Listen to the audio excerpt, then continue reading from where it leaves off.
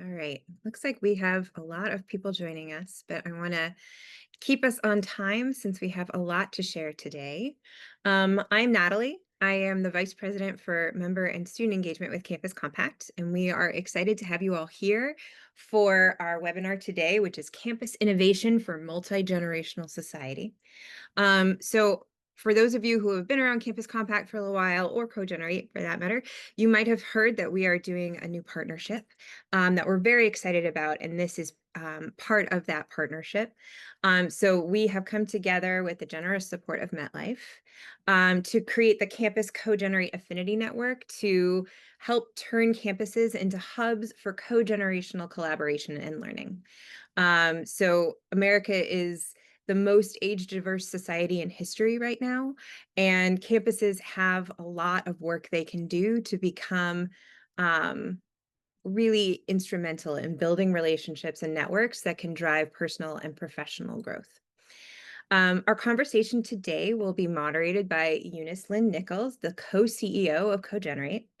CoGenerate is a national organization bringing together older and younger people to solve problems, bridge divides, and co-create the future.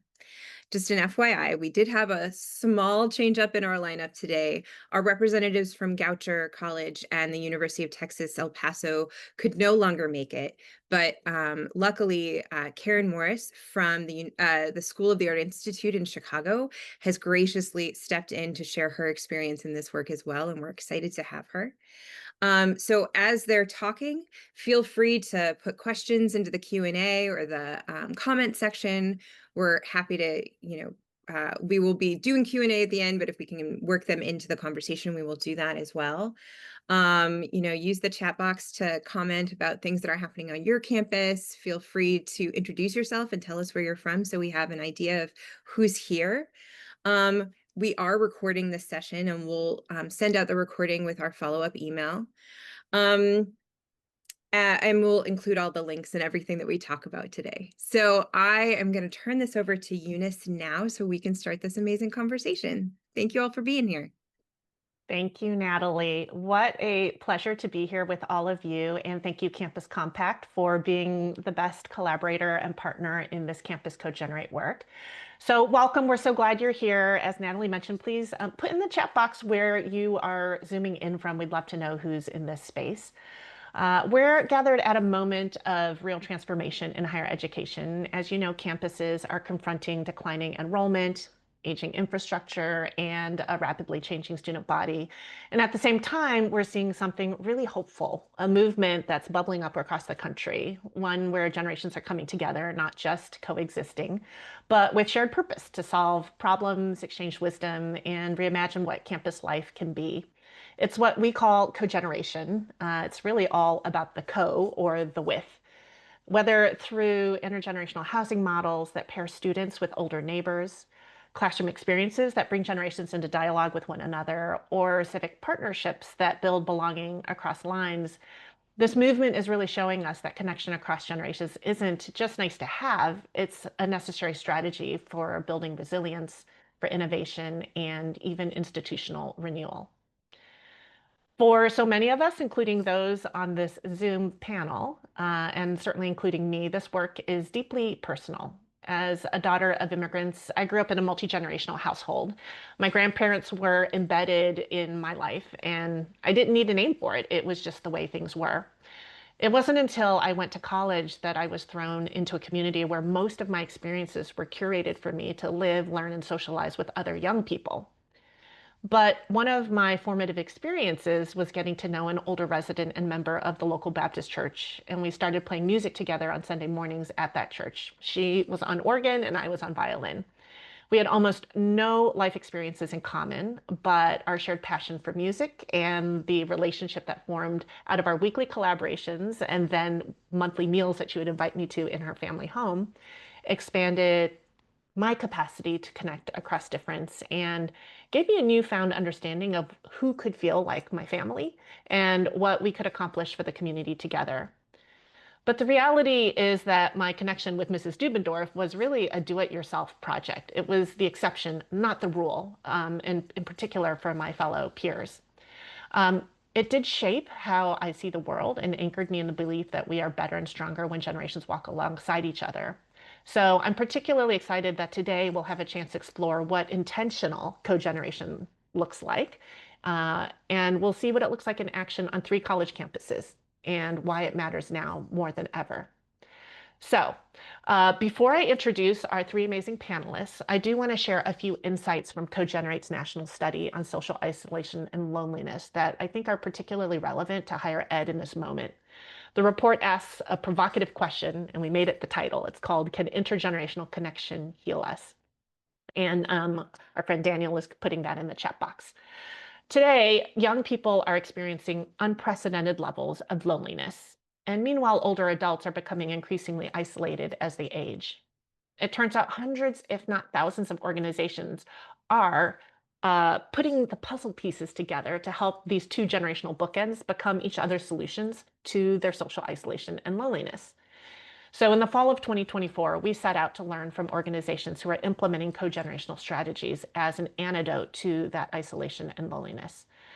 We ended up surfacing 9 findings from in-depth interviews with 41 experts and a community of practice of 167 organizations focused on making their work more cogenerational. As a side note, a quarter of those organizations were institutions that are doing work connected to higher ed or were college campuses themselves. So here are just a few highlights from that report, and then I encourage you to dig into all 9. The first one is that age gap friendships are in. Sometimes people think that older and younger people don't want to be together. All of our research and interviews, and even media today, if you're following movies or news headlines, indicate the opposite. People, especially younger generations, are hungry for meaningful mutual relationships across age lines. These friendships are reshaping how we think about belonging, purpose, and leadership. And these age gap friendships work because they help younger people see the long view and they remind older adults that they're still part of what's next. That mutual recognition across time is powerful, especially in college settings designed to help students form their identity and shape their future. The second insight from this report is that creativity speeds connection. Sometimes we think of creative pursuits as nice to have or icing on the cake. When it comes to cogeneration, it's central. When people create something together, whether through dance, music, art, theater, writing, even cooking, those shared creative experiences allow people to drop their guard, build trust, and find common ground without things feeling so forced or high stakes. The magic happens not when one generation serves another necessarily, but when they collaborate, each contributing to creating something new together. The third insight I want to share from the report is that conflict is inevitable. It's not all puppies and rainbows. Bringing generations together requires more than good intentions. It takes practice, and conflict will absolutely emerge when power dynamics, communication styles, and expectations clash. That's really normal, and all of those are at play in intergenerational work. So the challenge isn't avoiding the conflict, but learning how to navigate it in ways that deepen your understanding of the other person. It's actually one of the most critical life skills that young people and older people need to learn as we become the most age-diverse society we've ever been. And we love thinking about how places for learning, including higher education, can become the central ground for young people learning the skills they need to function in a multi-generational work environment when they leave college. The last insight that I want to share is that the future of co-generational programming is all about the and. It's not a zero-sum game, and there aren't trade-offs to be made. It isn't a choice between small or large, virtual or in real life. It's about younger and older together. It's about small, medium, and large. It's about virtual and in person. Cogeneration is a strategy that can work in any setting. It's like a tool that you can use. It's about experimenting with what works best in your setting. There's really no bad place to start. So you'll see some of these insights come to life today through our conversation with our panelists. They are a dynamic group of higher education leaders, including several members of our Campus CoGenerate Steering Committee. They're part of a growing number of innovators who are really putting these ideas into action, from classrooms to community partnerships. They're really helping us to build a future that reflects the full age diversity of our society and that can unlock the potential of every generation. So with that, I'd like to kick off this conversation by inviting Markia Reed to join us. I wanted to start with somebody whose story brings this work to life. Markia is a student affairs professional at Johns Hopkins University. She's also a PhD candidate in education at Morgan State University and an impact fellow with CoGenerate and is serving on the steering committee. She's serving as a steering committee member for the Campus CoGenerate Affinity Network. So Markia is super busy, and she's also really passionate about this work. Markia, you come to cogeneration from a powerful place of lived experience. I know that you grew up in a small rural town outside of Baltimore and were the first in your family to go to college. And you've built a deep commitment to research and exploring how the civil rights movement and intergenerational advocacy intersect. So I wanted to start with you because I think so many of us can relate to that moment of stepping onto a college campus for the first time. I still remember leaving my hometown in the Midwest and entering a whole new world, a new community, a new culture, new expectations. It was a feeling of disorientation and possibility. And I know a central question you've been asking is, how do we make sure campuses feel like places where people of all ages and experiences belong and can lead together? So can you take us back to those early days of stepping onto campus for the first time and tell us a little bit about how building intergenerational connections played a meaningful role in helping you feel a sense of belonging and purpose? Of course. First, I want to say, so happy to be here. So when I think of when I first stepped on campus as an undergrad, many years ago at this point, um, as you mentioned, I grew up in a very small rural town, about 2.5 hours south of Baltimore, 1,000 people.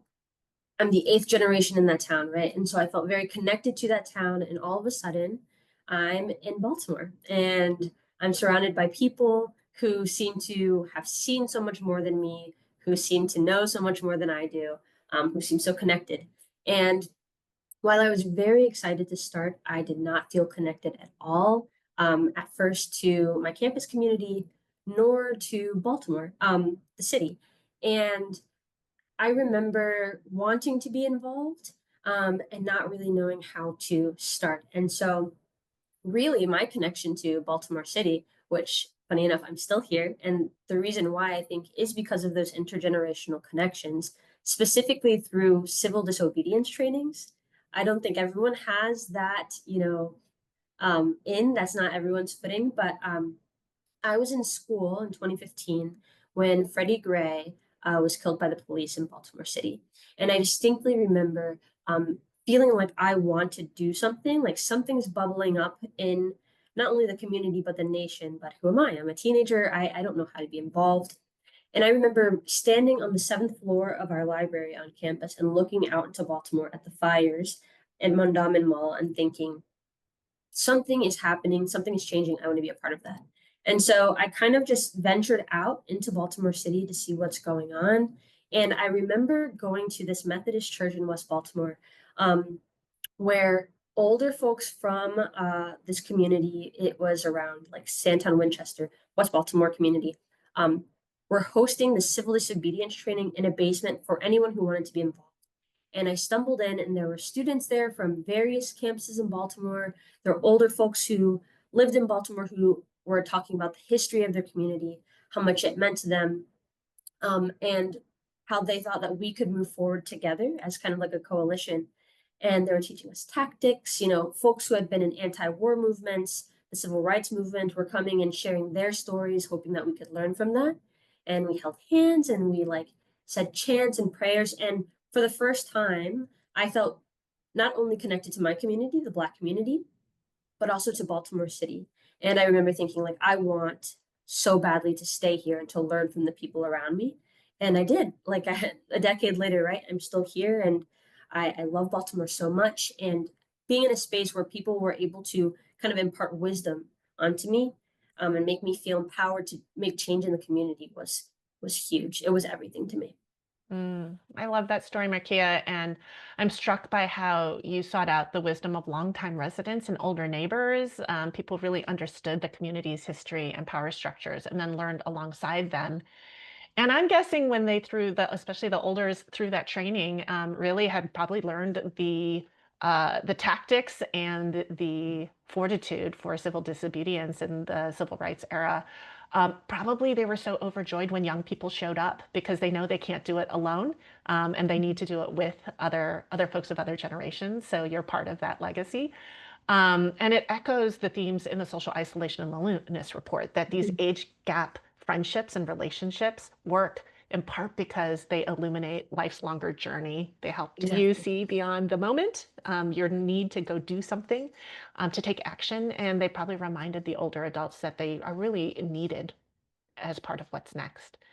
So I know right now you've gone on to become a student affairs professional and a PhD candidate, Mhm. and that you have a strong interest in research and social justice. So how does cogeneration show up today in your approach to research, um, or your work with students and the community? What are some ways you've been able to shift from kind of our more common culture of one directional mentoring to the practice of generations working together for the common good?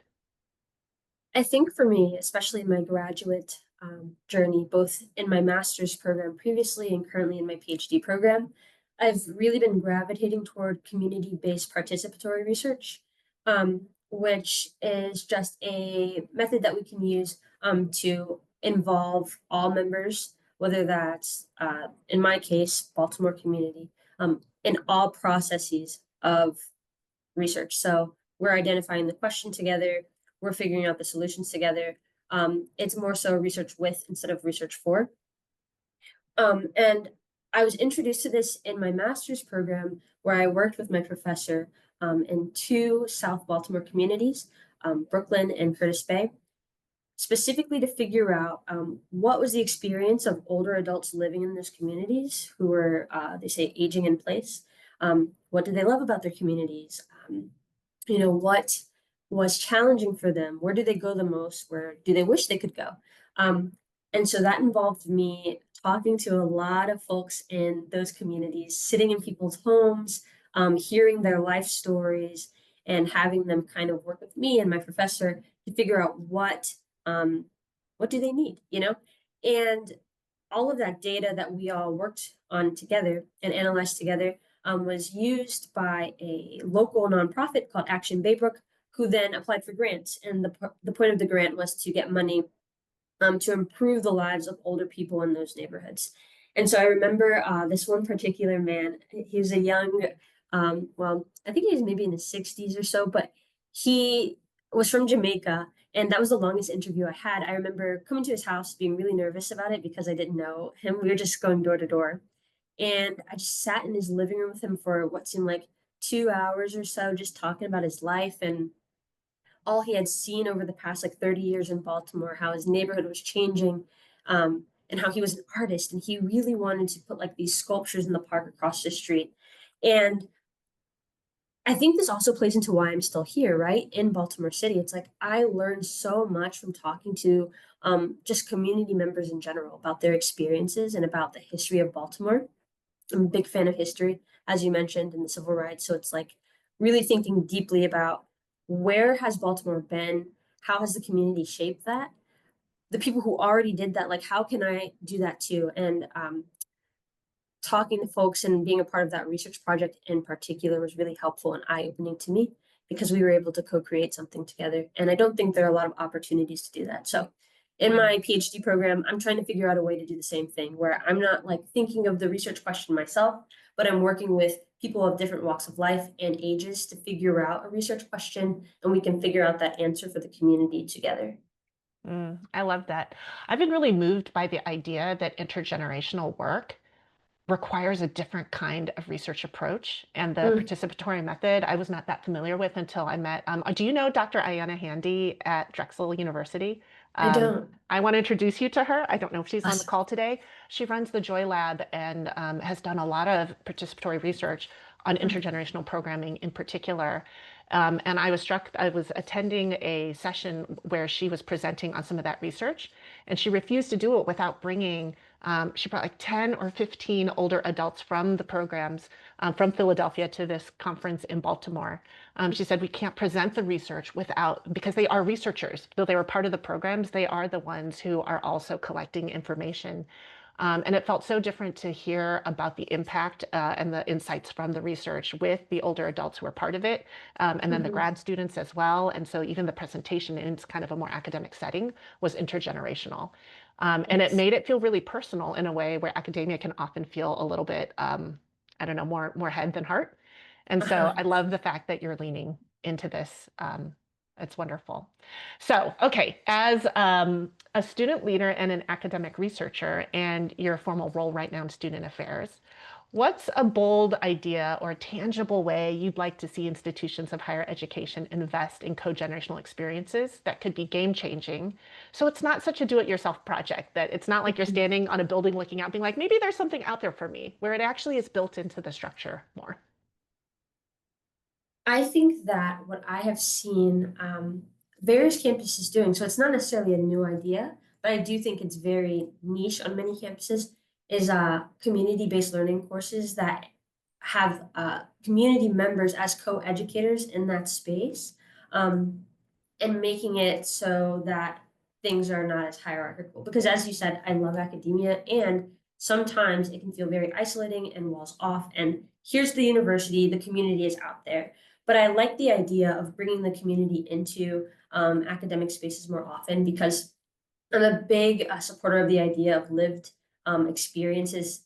That's expertise too, right? Like you don't need to have a PhD to be an expert, especially if what you're seeing in your day-to-day life is real, and it is. And so I think creating more environments where everyone can be co-educators together and we are valuing that lived experience piece just as much as the credentials is something I'm interested in. And community-based learning courses on college campuses tend to do that very well.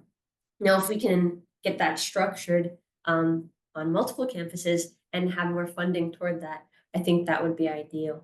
And perhaps it could build a bridge between community and university, especially in places like Hopkins, right, where the relationship hasn't always been so positive. I think it could build some trust. Mm, I love that. I love that so much. And a lot of our research shows that when you let young people know that part of their experience will be robust collaboration with older folks, they're building their networks, they're getting that lived experience, it's actually a draw. And so that kind of community-based learning, I think would be really attractive to younger and older students alike. Thank you so much, Markia, for reading us in both the student experience and your journey from being a student to being part of the institution and the educational learning process, and for sharing some of your vision for cogeneration in higher ed spaces. I'm gonna have you go off camera, but don't go too far because we're gonna ask you back for the Q&A later. Thank you so much. Thank you. Also, a reminder to folks, if you have questions, stick it in the Q&A box, and at the end, we'll have time to answer as many of them as we can. All right, now I want to bring in Karen Morris, who I have to say a huge thank you to. She's pinch hitting for Matt Van Hoos from Goucher and Jennifer Lujan from University of Texas at El Paso. So you are two people in one, but I've had the pleasure of interacting with you before, and I know that you can definitely bring it. So Karen is a cultural anthropologist at the School of Art Institute of Chicago. She's the co-founder of the LGBTQ+ Intergenerational Dialogue Project, which is a partnership between, I want to get this right, the School of Art Institute of Chicago, University of Illinois at Chicago, the Crown Family School of Social Work Policy and Practice at the University of Chicago, and the Center on Halstead, which is a local LGBTQ community center. So Karen's work brings younger and older adults from the LGBTQ+ community into meaningful, sustained conversation with one another. This project is helping participants across generations feel seen, heard, and connected, often for the first time. I had a chance to get to know Karen when she joined the community of practice for our cogeneration as solutions to social isolation and loneliness initiative, and was blown away by her creativity. So Karen, your work beautifully illustrates how intergenerational connection can be both healing and transformative, helping participants really engage with each other. Can you tell us about how the project you've been working on came to be, both what sparked the idea and what needs to happen to get the level of complex partnership and collaboration going that you've made happen? Yeah, it's funny. And by the way, I loved listening to Markia because we share so many similar like approaches and stuff that I loved kind of seeing different folks doing these work in different settings. What it is today, which we're in our seventh year now, is much different than when it started. So now it's a partnership between a multiple things we have.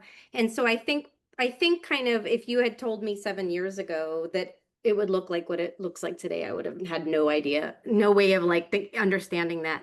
And so it's really kind of emerged organically, grown organically over time. So in 2018, 2019, a colleague and I at the School of the Art Institute of Chicago were talking, and we had noticed that most of our LGBTQ students, college students, master's students, did not know that LGBTQ older adults existed. And we also found that a lot of them thought that they would not live past 40 because they had like no models.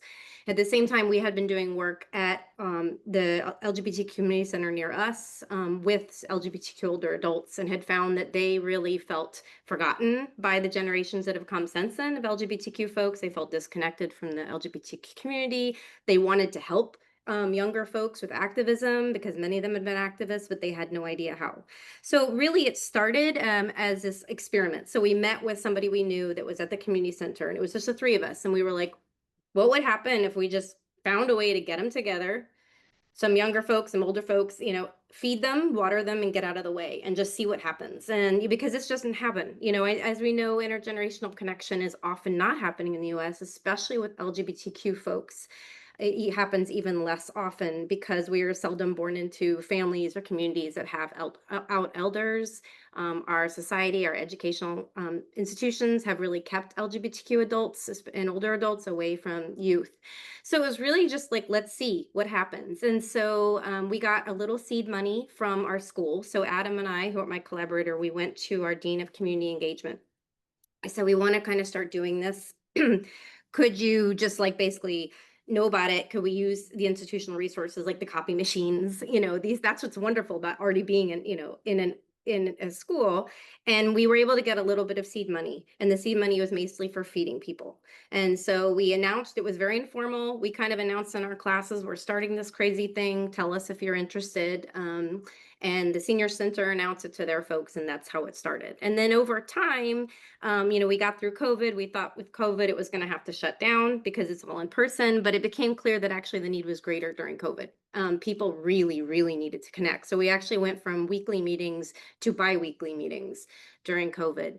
Over time, then it's just grown by basically what's been directed from folks that are in the project. So students asked us, could you make a class? This would really help us be able to fit it into our schedules, be able to commit to it. And also we don't understand a lot of what the older adults are talking about.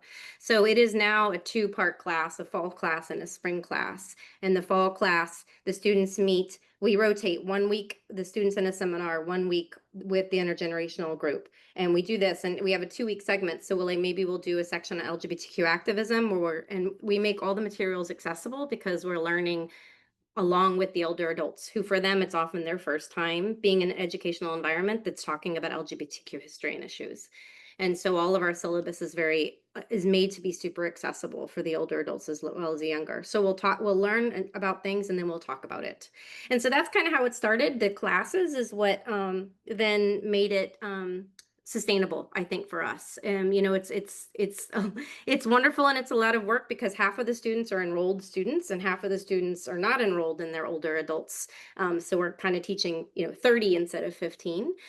So to have it be part of our course load, which we propose courses, is one way that it's been more sustainable for us because it then counted as one of my course loads in the fall and the spring. When I started, I was just doing it on top of stuff, which was difficult. Yeah. Well, something we often hear is just how scrappy people need to be to get things off the ground. And I'm also interested in how you feel the program can kind of get embedded in a longer term way over time. Do you have any thoughts on that? Yeah, I mean, we think about that all the time because in over time, then we started as 2 faculty. We added 2 more faculty from different institutions. We now have an intergenerational team that facilitates, so 2 youngers. Over time, it's organically come that people in the project call themselves elders and youngers. That really came out of the group. And so we have 2 youngers on the team, 2 elders on the team.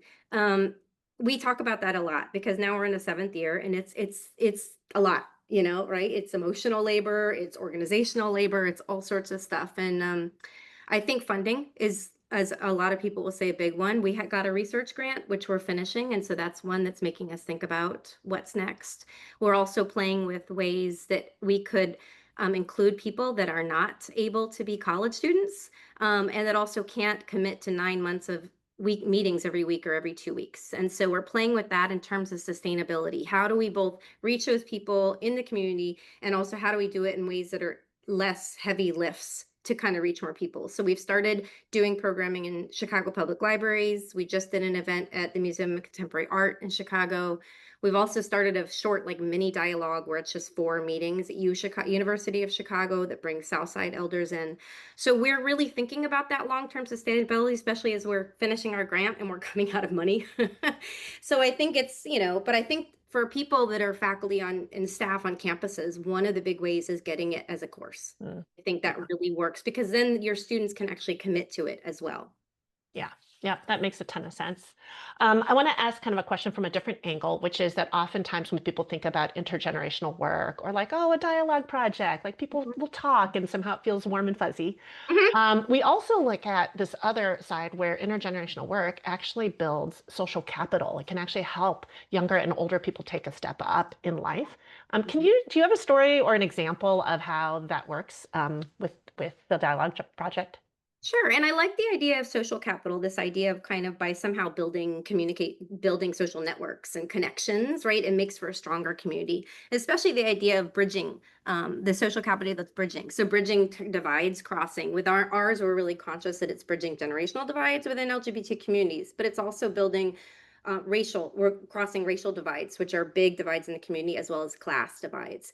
And so I think that's something that can really strengthen the community. So one of my things I was thinking about, and it connects with Markia, was activism.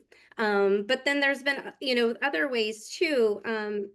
And one is in the idea of something else Markia was talking about, is this idea of coming together in terms of producing knowledge, whether it's through research. The Dialogue Project has become a research project over time because people kept saying, this isn't happening. Can you document it? Can you write about it? And through that, then it's become very much how Markia described it, as in all the people in the project are researchers and they're coming in at different times. And I think this idea that LGBTQ people especially are usually never in education or research settings where it's focused on us, much less we're the ones driving it. So the faculty are now the facilitators, and it's really the people within that are driving it. So that includes like grants. So we had one story is we had an elder who joined the project 6 years ago. She just turned 80 in the last year, but she joined the project 6 years ago. And one thing that we do is we also, when we run events, like we also hold events in bars in terms of getting into the community. So we do queer elder panels. We bring in 4 queer elders, they tell stories. We bring in some of the youngers, they tell stories together, and it's usually a younger audience. When we first started doing these things at libraries, at bars, the elders were really worried that nobody would come. Nobody wanted to hear them. And especially for some of the events, nobody would pay to come hear them. And those experiences of having those intergenerational connections and realizing they're part of this community, and then youngers coming up to them afterwards and wanting to connect with them, wanting their emails, wanting these things, I think really empowered the entire community. So this one older adult I'm thinking of, like, she was very worried in the beginning. And then I think this has become such a huge part of her to see that she is important and that she also has meaning in these younger people's lives and she can help with them. So when we were applying for grants, we had several, folks that say, I want to help with the grant application. They're writing letters. And then we find out this one grant we applied to, we wouldn't find out for 10 months. And I remember distinctly her going, tell them I'll be dead. I might be dead by then. Like, they need to hurry up. But I think one thing too is the level of investment of realizing this project is their project, the research is their research, has really been a turn in terms of empowering our communities, that it's through our social networks and the empowering of lived experience. And what Markia was saying, that everybody is an expert, right? And everybody brings in this knowledge that is really, I think, empowered the community that we're working with. And one of the reasons that as the community grows each year, now we have over 160 people that have been through 9 months of the program. We don't go away. Like, we just had an event at the museum and they all came. to support each other. So there were some featured folks, but everybody else was there, which was great, because then when we didn't have enough elders, there were more young people. I'm like, hold on, there's more over there. There's more over there. So, and so I think it's this thing of, yeah, that empowerment. And I think the other neat thing is, within the research is this coming year, we're going to start writing a book, and we have 4 research symposiums coming up. And those symposiums always bring in researchers, co-researchers, but the researchers we're bringing in and compensating are alums of the project. And so they're the researchers who are coming in and analyzing the data and figuring out how we should write. That's great. I love that. On so many levels, this kind of almost cyclicality of the way the work happens. And I get this picture of almost kind of lifelong connections and friendships that form over time. People stay in touch and they show up for each other. And that ripple effect of social capital built into the generational lineage is so important, and something that both young and older folks are really desperate for right now. Yeah. Thank you so much, Karen, for joining us. And I'm going to call you back later for the Q&A, so don't go far. All right. I am now really excited to introduce Lindsay Bagley, the Senior Director of Lifelong University Engagement at Arizona State University. Lindsay has played a key role in advancing intergenerational efforts that not only welcome older adults onto campus, literally onto campus, living on campus, but embedding them into the very fabric of university life. I have learned as much about this space from Lindsay as anybody else. She's a real leader. And she's helped make cogeneration an intentional part of ASU's long-term strategy, helping them to reimagine higher ed as a place to live and learn across life stages. So Lindsay, can you take us back to the beginning of this long journey you've been on at ASU? What were you and your team hoping to build with Mirabella, ASU's university-based retirement community? And what's been the broader cogenerational vision? What surprised you in those early days? Oh, so much. We've learned so much in the last 6 or 7 years. Well, just to start, Mirabella is a 20-story high-rise retirement community right on the corner of campus. So visually, it's disrupting our idea of what even the campus looks like, right? But it also structurally, I think, overcomes a lot of the challenges with cogenerational work, which is proximity. And I think, so many of the challenges are often like, how do I recruit younger people? Or how do I get in touch with older people? And where do I even promote these things? And I know you and Mark often talk about housing and education are 2 of these things that have contributed so much to structural age segregation. So in many ways, university retirement communities are this intervention to overcome that structural age segregation and close the physical, geographical proximity issue between youngers and olders. And I think it also closes the perceived gap between youngers and olders, because at Mirabella, all of the residents receive a student ID card. So not only does that mean they have access to everywhere on campus that a student does, but it also creates a sense of belonging. And I think, one of the things we forget is that for many historical reasons, universities have long focused on young people. And what that means is that older learners don't always feel welcome. They don't always feel a sense of belonging on campus. And so what we've really had to do is make sure that these folks feel that they're part of campus, that they can go into campus spaces, that they can talk to faculty and engage with students and embed themselves naturally and organically. So it overcomes that proximity issue. It overcomes, the sense of belonging. But I think also Mirabella and university retirement communities in general are these mechanisms. They're self-sustaining. They are revenue-generating mechanisms. And when we talk about this moment in higher education where universities are having to be more entrepreneurial, their traditional sources of funding have been disrupted, have been dissolved.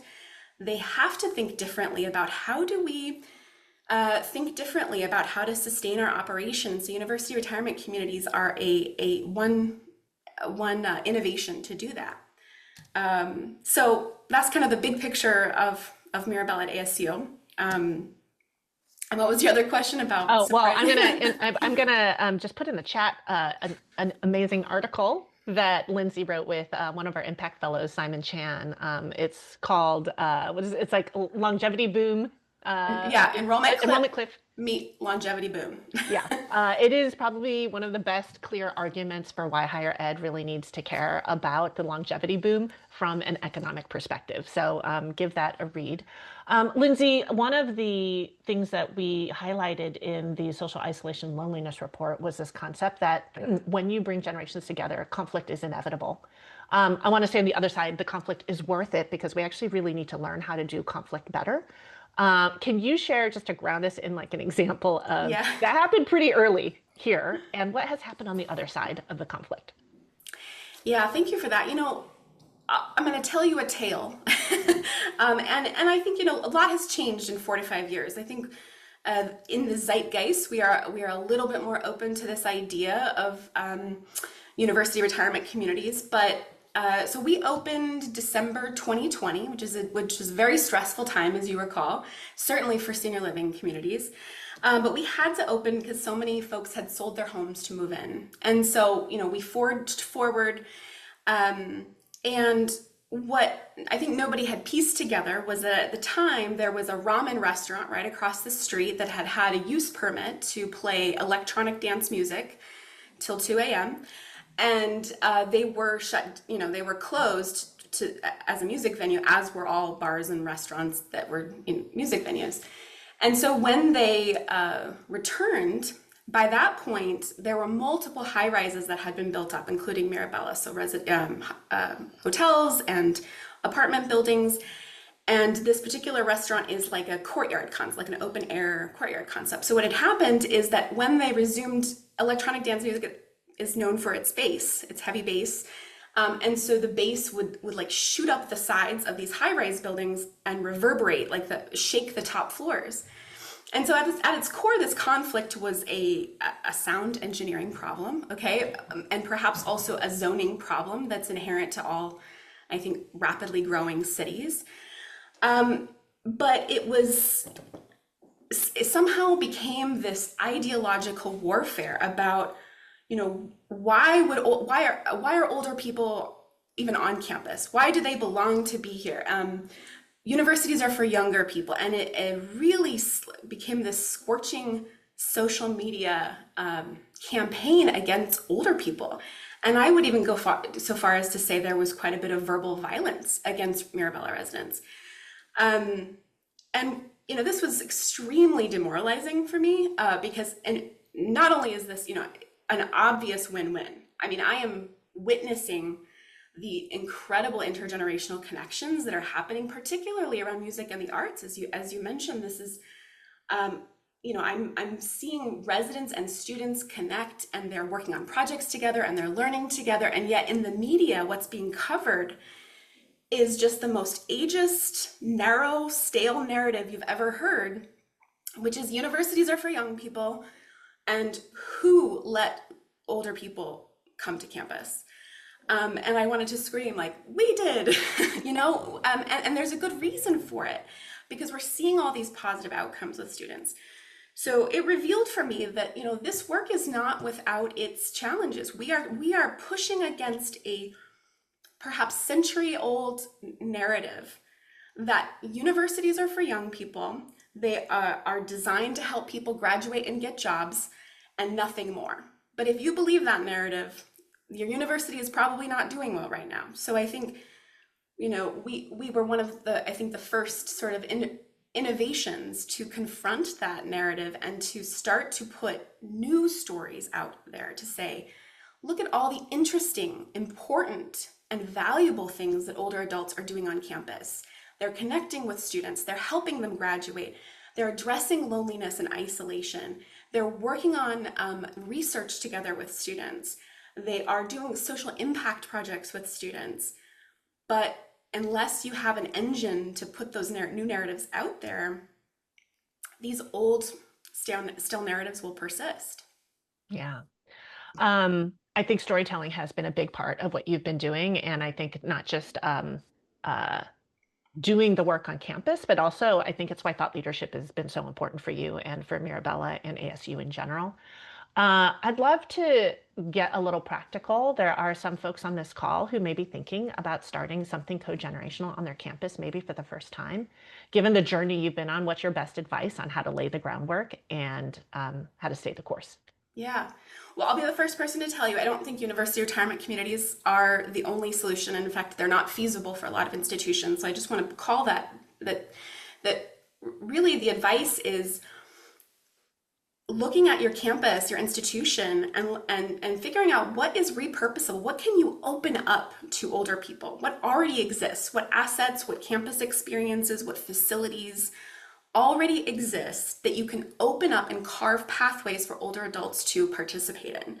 So this is not, let's find funding to invest in a whole new thing and build something from scratch. Nobody has the capacity to do that right now. But what we do have the capacity to do is repurpose existing assets. So I would say that that's number one. And then, realizing the benefit of doing this. I'll tell you a 30-second story that I tell to explain the value of doing this for students. We have one resident who is, her name is Karen. She was 86 years old, and she was taking a class called Sustainable Worlds. And she came back from class one day and told me this story that, this lecture was about all of these promising innovations that will help us tackle climate change. And she was so impressed and felt so hopeful that she leaned over next to her and to talk to the classmate next to her and just be like, wow, wasn't this amazing? Isn't this so exciting? And she was surprised to see that he had the opposite reaction, that he was overwhelmed and stressed and he was paralyzed by the tremendous task before us with climate change. And for 15 or 20 minutes after class, they talked about how is it possible that both of us have such different perspectives on the same lecture? And of course, what's happening here is that Karen is deepening her empathy for this young man and the overwhelm that he and many people in his generation feel about the task, the thorny problems that they have to solve. And of course, this young man is borrowing from Karen her resilience. She's 86, she's seen some things in her life and she's persisted, and yet she's so hopeful. And so this is the kind of magic, this is the kind of connectivity that you cannot fabricate. This happens when two people from different generations find themselves in the same spaces and are connecting around things they care about. You can't make that happen, but what you can do is find ways to put them together. Love that. All right, I want to be cognizant of time, so I want to invite Markia and I want to invite Karen back to join us, and we're going to try and tackle a couple of questions. All three of you have such some similarities threaded throughout, but are really at different kinds of institutions of higher education.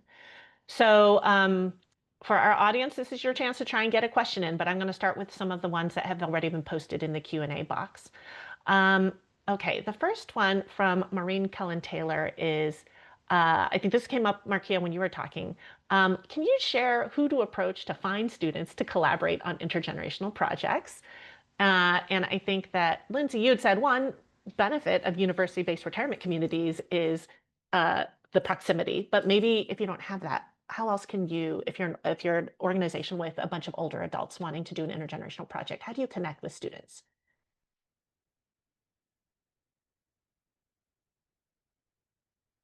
Open to answers from anybody here. Markia? The first thing that comes to mind for me, in finding students, I think of this especially as students are about to come to campus for the summer, is finding incoming students, transfer students, freshmen who are looking to be involved in the community in any way. I think that that's where you find a lot of open minds because they're new, they just want to do something and be involved and learn about their new environment. But also, I think that you can find a lot of interested students via student organizations. There are a lot of student organizations that are intergenerational, and we might not think of them in that way, but they do exist. So I would suggest perhaps looking through your list of student orgs to see who's doing what and touching base with those students.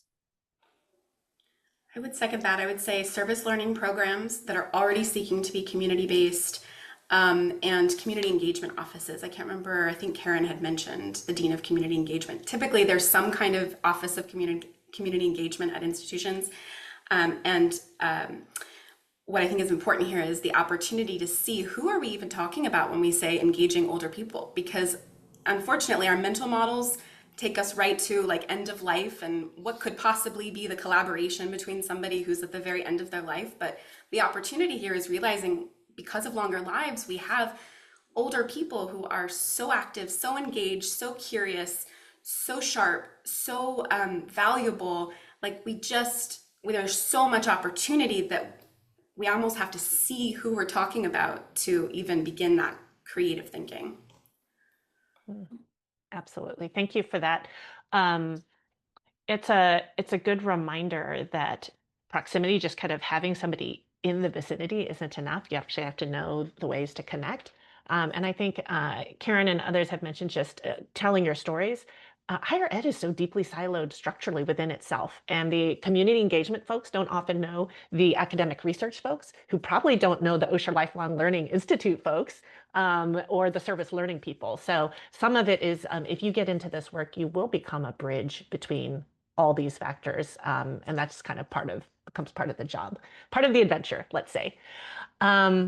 Okay, there's a question about community colleges and a vision for how they might fit into this cogenerational conversation, both community colleges, including those in rural regions. This person says so many are not thinking about 50 plus year olds as potential students. Do any of you have interactions with community colleges or have thoughts on that?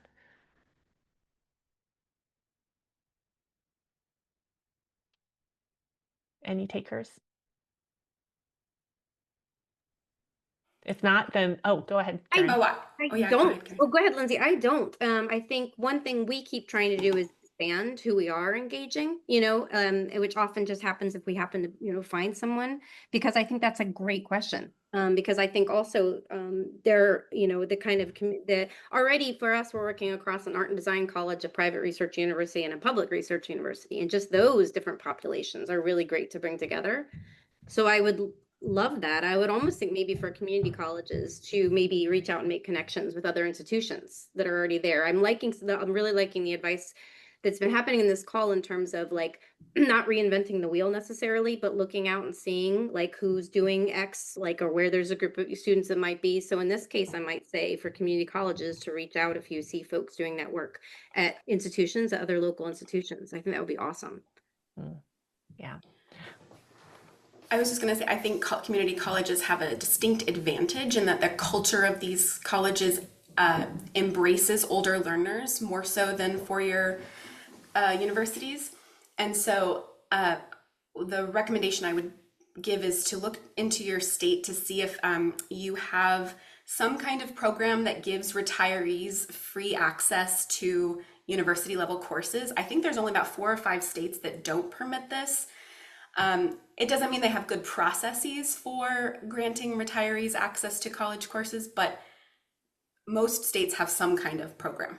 So I would start there. And oftentimes they're to the community college courses. Yeah. I also feel like there are two thoughts in my head. One is, I agree, Lindsay, I think community colleges, I actually think a lot we can learn from community colleges, and would love our team to think about how we might host another Campus CoGenerate webinar focused on community colleges. I think the work may feel less like enrichment or outside of school. There are so many opportunities to build it into the classroom experience, and probably already happening, as well as connections with internships and workforce, prepping people for a multi-generational work environment, which is already happening on campus. So that's a commitment to do something on that front. And so let's keep that one going. Another question I have is actually somebody who asked the flip side of the question about how do I find young people, which is, let's say you're a student on campus or you teach a lot of young people and you're like, I would really like to connect with older folks and I don't know how to make that happen. What's your advice for that? Once again, if you don't happen to have a retirement community right there on campus, if you have to do a little extra work. Again, I would say you look, and I don't know, I think it could be hard if you can't find anything on your campus, right? They necessarily, that's doing that is to look in the area you are. Like I know in like our city, there's what is it called? Big Brothers. There's a, YMCA program where you can be matched with somebody, and especially if you have certain interests, you can actually ask if there's somebody with those interests. There's uh, there's a program, there are several organizations that also will match people in the area. So I'm thinking Perfect Pairs is one of them that will match like an older and a younger person if you let them know your area. But I think also organizations that are serving elders. So for me, our LGBT community center has a really robust senior services center. So you can volunteer to work in the computer informational kind of teaching, or you can volunteer to help serve lunches. So looking for, I think, organizations in your community that are working with older people and then offering to volunteer. Mhm. Yeah. One of my favorite stories is of a student from Bowdoin College, Maya Lamb, who did just that. She volunteered at a local senior community, and she said she went in, I think it was a program called like House Calls for the Homebound or something like that, where she would like go, and in her mind, she's like, I'm going to go sit next to these older people and I'm going to serve them. And then when she got to know them, she's like, oh my goodness, the program really should be older folks helping, lonely, homesick students feel more connected.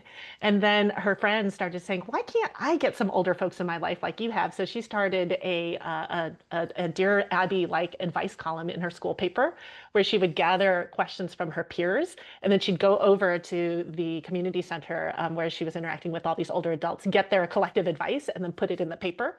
And it was hugely popular. So once again, just like getting connected through what feels like service, but then realizing you might be being served too is a huge part of it.